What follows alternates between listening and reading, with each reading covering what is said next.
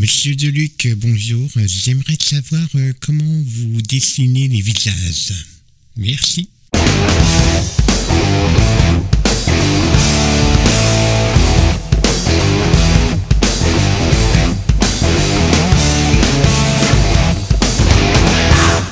Alors le visage, c'est quand même une chose très importante en dessin de presse.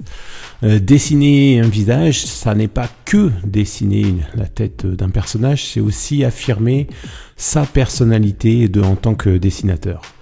Par exemple, si je vous montre une série de mains, vous n'allez pas forcément trouver à quel dessinateur ça correspond. Par contre, si je vous montre une série de visages, tout de suite vous allez pouvoir me dire à quel dessinateur cela correspond. Eh bien, faisons un petit quiz. Répondez-moi dans les commentaires à quel visage correspond quel dessinateur. Alors aujourd'hui, on va voir comment dessiner un visage dans son ensemble. On ne va pas aborder les détails, on verra ça dans d'autres vidéos. Première chose, ce qu'il faut faire quand moi je dessine un visage, il faut trouver une forme générale. Et cette forme générale, elle va se décider en fonction du personnage que l'on veut dessiner. Si par exemple je veux dessiner un riche patron, je ne vais pas forcément faire un visage très longiligne, je vais plutôt le faire très rond. Au contraire, si je dois me dessiner un ouvrier plutôt pauvre, je vais m'amuser à faire un visage plutôt angulaire, plutôt creusé. Une fois qu'on a décidé de la forme générale de son visage, moi je vais placer mes yeux, mon nez, ma bouche, ça, tout le monde sait à peu près le faire. Bon, faut quand même le mettre dans le bon ordre.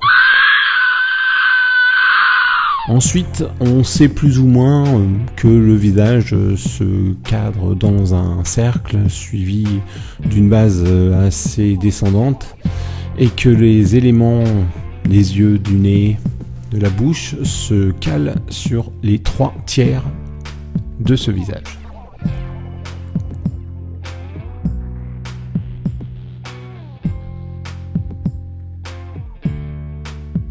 Alors justement, en dessin de presse, pour accentuer l'expression du personnage, on va accentuer l'un des éléments.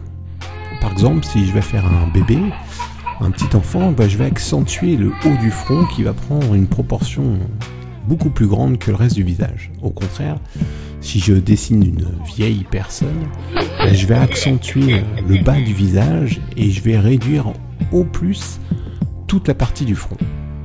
Ensuite, il faut que je me pose la question de comment mon visage joue avec le reste du corps.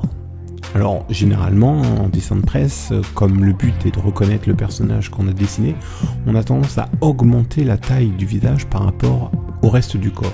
Si on prend Honoré Daumier par exemple, dans ses caricatures, le visage prend une place très très importante. Mais au contraire, pour donner une autre impression, on peut s'amuser à inverser les choses et à faire un tout petit visage sur un corps immense. Et là, tout d'un coup, le corps prend une expression différente. Ensuite, on peut accentuer une certaine partie du visage pour donner vraiment des impressions particulières.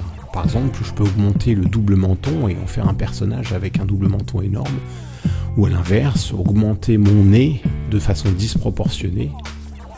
Ou alors, même carrément faire un personnage dominé par une touffe de cheveux. Alors, pour trouver ces disproportions, la meilleure solution encore, c'est de regarder la réalité. Mon double menton, mon nez disproportionné ou mes cheveux énormes peuvent être inspirés de personnages réels. Je vous demande de vous arrêter. En tout cas, à chaque fois, le but en dessin de presse, c'est de faire une bonne gueule. C'est ça qui va accrocher l'œil. Quoi, ma gueule? Qu'est-ce qu'elle a, ma gueule? Et des gueules, ça, on en voit défiler.